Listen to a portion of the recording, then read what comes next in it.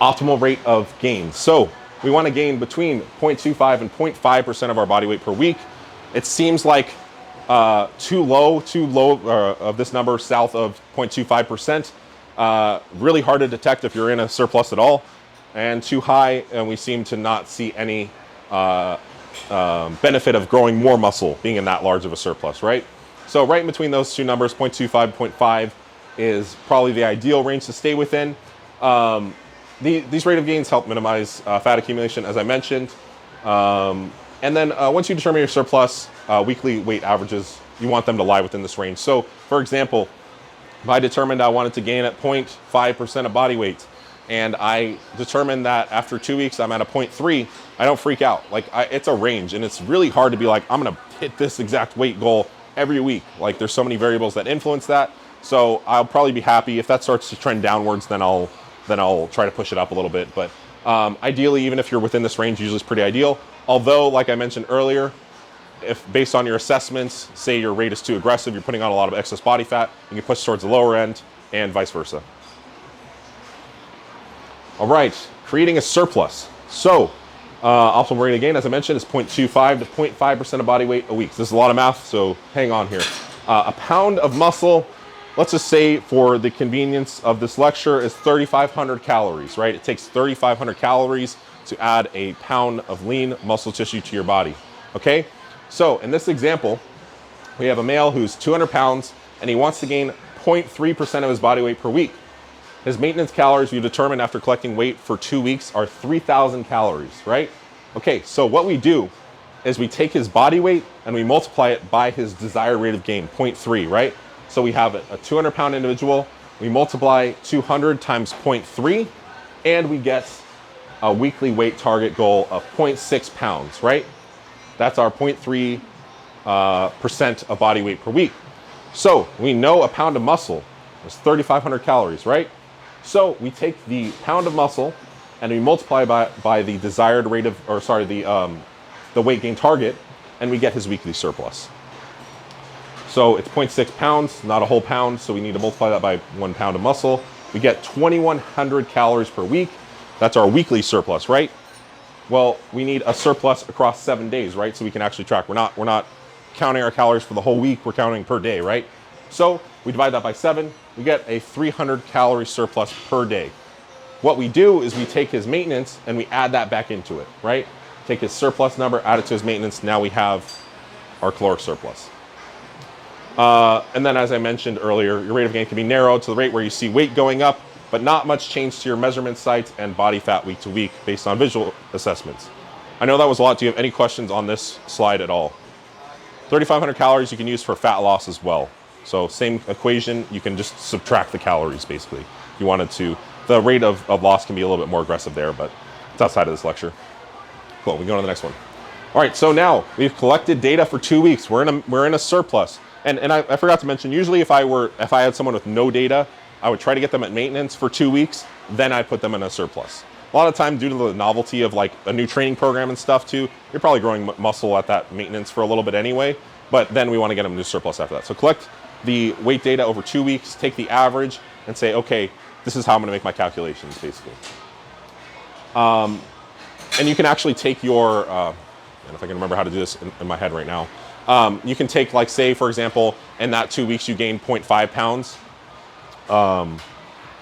Oh man, I'd have to write this down to write it. I'll go over it later. Okay, so adjusting your calorie surplus. So essentially, you take your data, you get 2 weeks of data. Before you adjust your calorie surplus, look at your body composition, look at your photos, right? I might be sometimes looking through someone's spreadsheets and I'll look at their weight change and I'm like, oh, I'm gonna make an adjustment. But then I go look at their photos and say nothing changed, or the changes that we wanted to happen are occurring. So there may be no need for a change, right? Basically, are you within your desired rate of gain, right? No, then obviously you need an adjustment. And then outside of your rate of gain percentage, make an adjustment up or down in calories. So that's oversimplified. As I mentioned, you want to use multiple data points, but at the more basic level, hey, am I gaining the amount of weight I want? No, okay, we might need to adjust calories up. Yeah, that's what I mentioned earlier. I guess I put that in multiple slides. You can go to the next one. So, macronutrients. So we have protein, carbs, fats, and alcohol. These are basically the macro, the big nutrients, right? The most important ones. Energy being the most important. Energy contributes, every 1 gram is 4 calories. That's across every protein. This is basically standardized for thermic effective food. So a lot of people will be like, oh, well, like, what about thermic effective food? Do I have to make a calculation? All these numbers are accounted for how much, on average, they affect how much they take as far as energy to burn in the body. Okay, so obviously our main nutrient is protein, carbs, 4 kcals. Fats contribute the most at 9 calories per gram. Kcal, and I probably should mention this, kcals and calories are the same thing. Calories you'll actually usually with a capital C, that represents kilocalorie, right? So it's times 100, I believe. And then alcohol, 1 gram of alcohol is 7 calories. And this can be tracked as either carbohydrates or fats if you're tracking it. Go to the next one. So we got our protein. Is important for a lot of things: immune function, hair, skin, nails, protein transcription, as well as building tissue, and probably one of the most important nutrients for building muscle tissue. So basically, for natural trainees, someone not on performance-enhancing drugs, we need about 1.8 grams per kg or 0.8 grams per pound.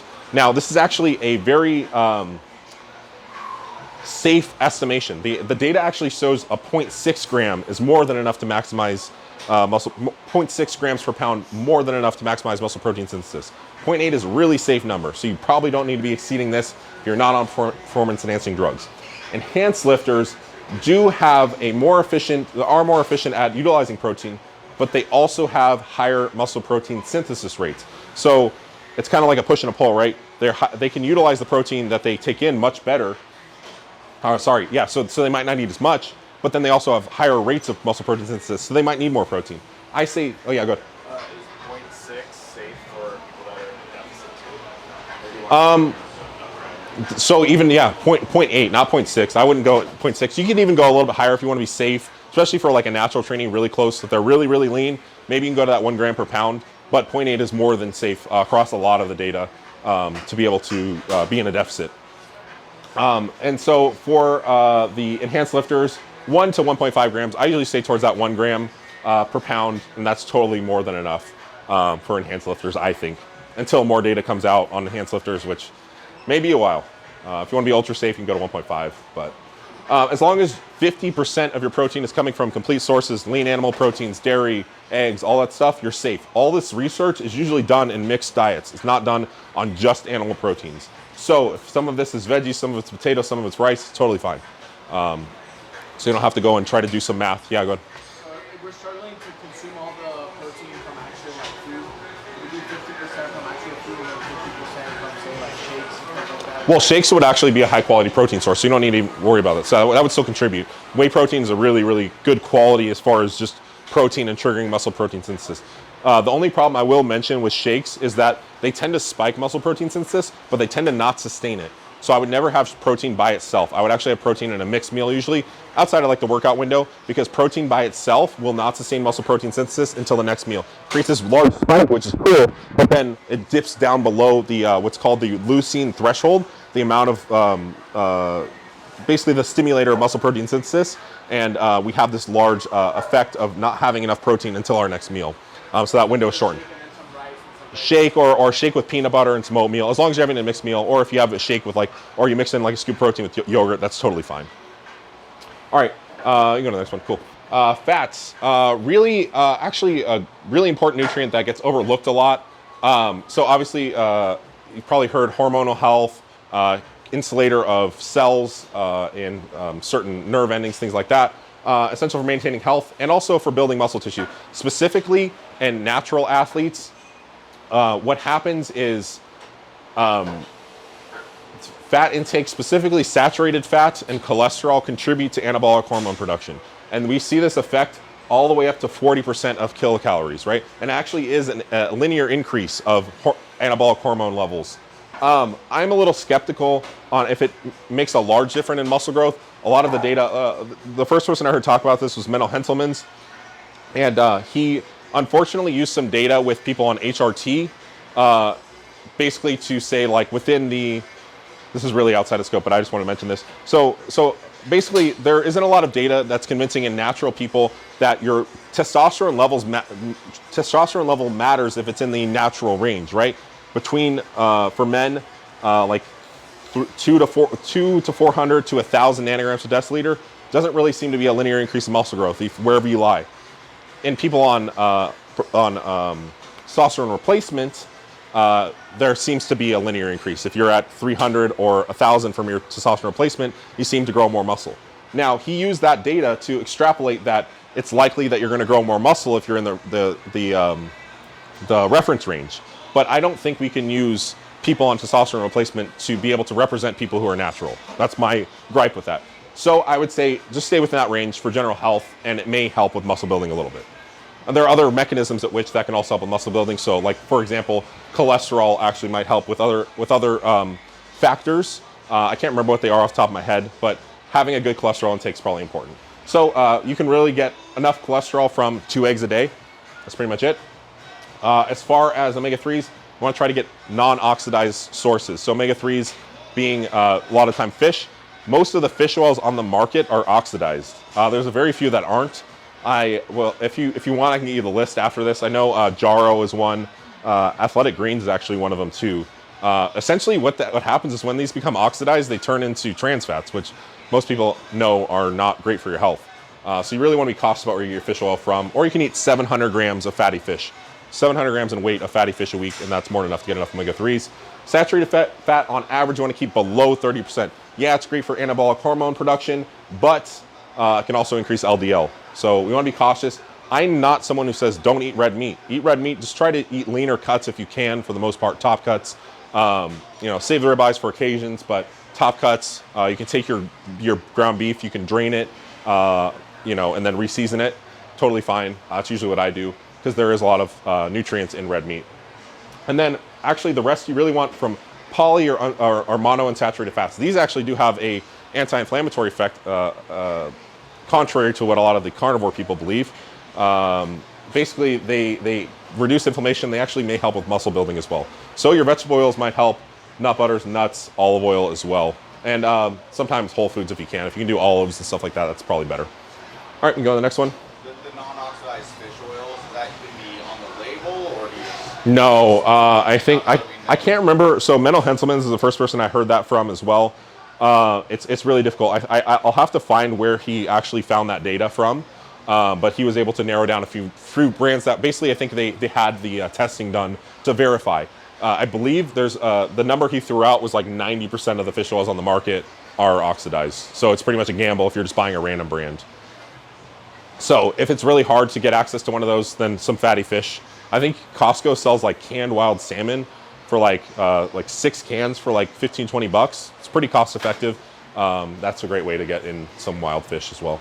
Carbs. So we mentioned protein and fats. Those are essential nutrients, right?